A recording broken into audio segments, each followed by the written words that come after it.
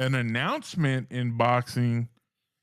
We just covered a recent series of fights with Riyadh season and the Archer Beterbiev, Dmitry Bivol, and that whole fight card, how stacked it was, and all those phenomenal fights, especially the Beterbiev Bivol fight. Like Yes. everything was just, it was just a good weekend of fights, man. Oh yeah. And Bivol comes out victorious, as Julio predicted, just not in the way that he predicted. Exactly. I was wrong, and I'm man enough to admit that. Say And that one more time for the I people in the was back. wrong. In the I was back. In wrong. the back. Okay. Cool. I was wrong. Appreciate I was wrong. it. I'm not above it. Hey, lead by example, bro. Lead by example. That's That's what I'm right. talking about That's right there. a good leader right there. That's what I'm saying. But you had Bivol coming out on top. It's a 24 round war. Yep. And he's not really looking like he was too excited for By the the trilogy. trilogy. And I don't think his options got any better No, because they did not. now they're mandating that Dmitry Bivol, his next mandatory fight Yep. is Who is it? who, Julio? Who it is? It's El Monstro, Mr. David Benavidez. David Benavidez has been chasing everybody down, Oh talking yeah. about y'all need to give me a fight. I Mhm. deserve a fight. I'm the number one contender. Everybody's ducking me, dodging me. Don't nobody want to see me.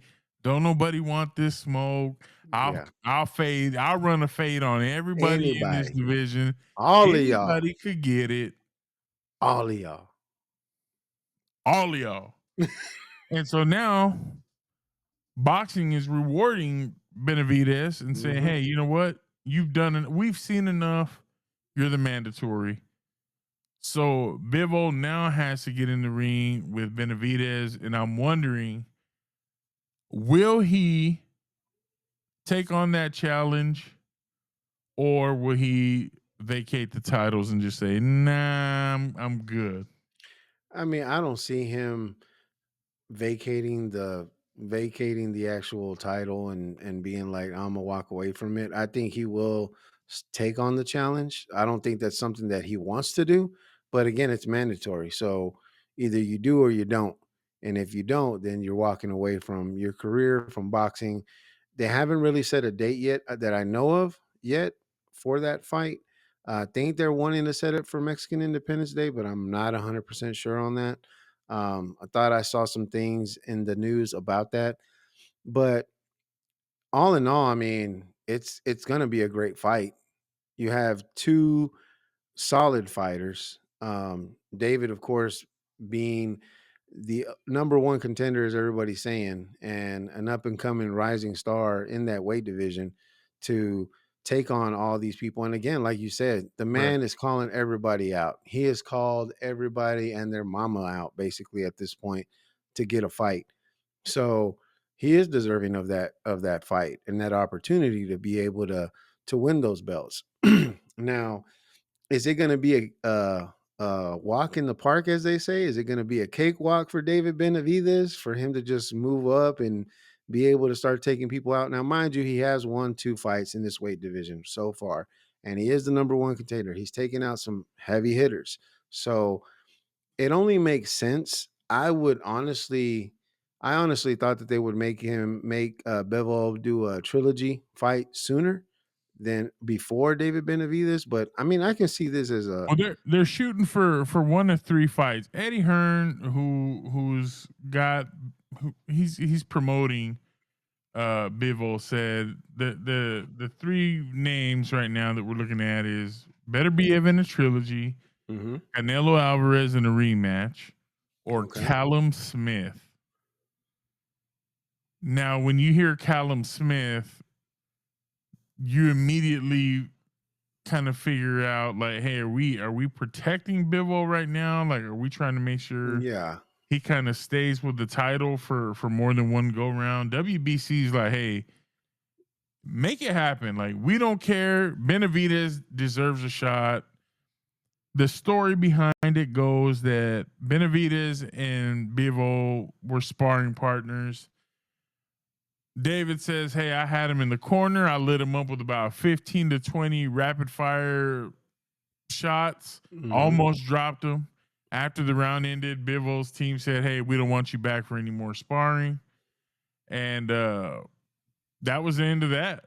Hmm. So you look at a guy like, I mean, I don't see Bivol being scared, but at the same time, if the story is true,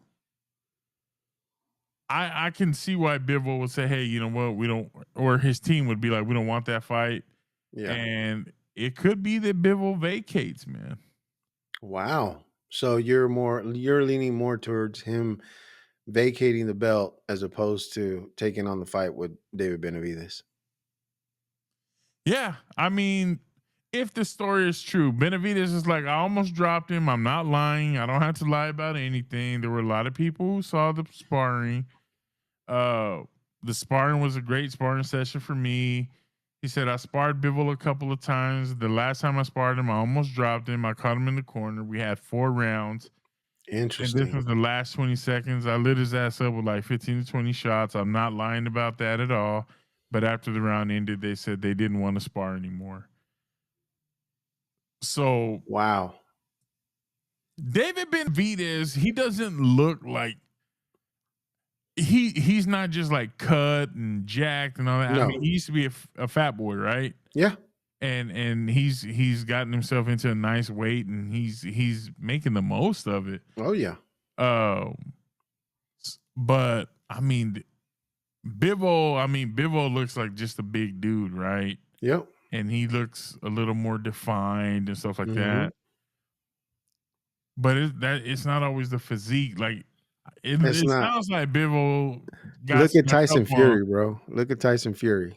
I mean, it's not always the physique. He built like a bag of milk, bro.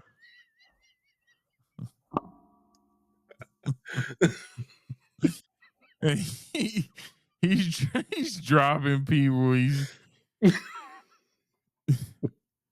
out don't think here I've just. ever heard him called built like a bag of milk, but yeah, you absolutely I'm right. I'm You're just not saying. wrong. I'm just saying. Oh man, that's hilarious. But yeah, I mean, when you look at the two guys, obviously you can tell that Bivol is more, again, like you said, built and has a better physique, a better looking physique anyway. When it comes to um, being just in shape. David, again, being an ex fat boy, he's openly talked about it how he was fat to begin with and got into boxing to get in shape, and is now at a comfortable weight to where he can hold his weight. The man can throw hands. Not saying that he can't, you know. And he's an all-around good fighter. I'm not going to take anything away from David Benavidez. That son of a bitch can fight. He can fight, and he can fight really, really well.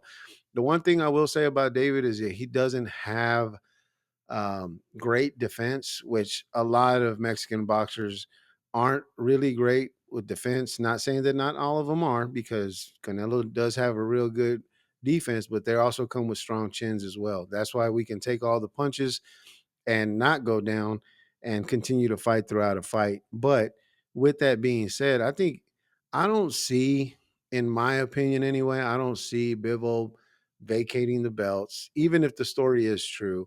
If anything, if even if the story is true, I would think that on his part and from his team's part, they would want to prove it wrong. Like, you thought you had somebody close to being knocked out, because that's your side of the story. What's the side of the story from Bivol's team? You know what I mean? Like, I don't see a fighter of that caliber, of that build, the way that we've seen him fight and the battles that we've seen him fight in. I don't think that he would be one to just be like, I'm just going to let you tell everybody that you almost knocked me out and not prove it to everybody that I can knock your ass out, basically. But I mean, even if the fighter wants to do that, maybe his team has other ideas. Like, True. bro, we know, and we're not gonna let it We're happen. not gonna let that happen. I Yeah, mean, Canelo, and you're right. when he won the title and then he vacated, you know what I'm saying? But he did it because I think him and Suleiman got into it, and he was like, "You're slandering my name, so keep your damn title. I'll vacate it. I don't give a damn. Yeah. Um, I don't know, bro. If Bivol, I wouldn't want to watch Bivol fight Canelo again. Nah. That was way too lopsided for me. I was like, Yeah. yeah, that's not it, Chief. Um, Benavidez and Canelo. I would love to see that one. I would love to see that fight. I'm pretty sure every boxing fan, if you are a boxing fan, you have been wanting and screaming and yelling to the top of your lungs for years and years. Let's see David Benavidez versus Canelo Alvarez in the ring. A lot of us have. So that's also another one that is very, you have your David Benavidez fans that are like, David Benavidez is going to go in there and smash Canelo. He's going to take him out. He's going to be the new undisputed champ. And you have the Canelo fans that sit there in his corner still saying, he is the GOAT. He is the face of boxing. You can't beat him. There's no way that you can destroy him. So I would love, me personally, that's the fight I want to see. I I mean, don't if want to see Bud Bivol and if Canelo. Bivol outmanned Canelo, imagine what Benavidez would do to him.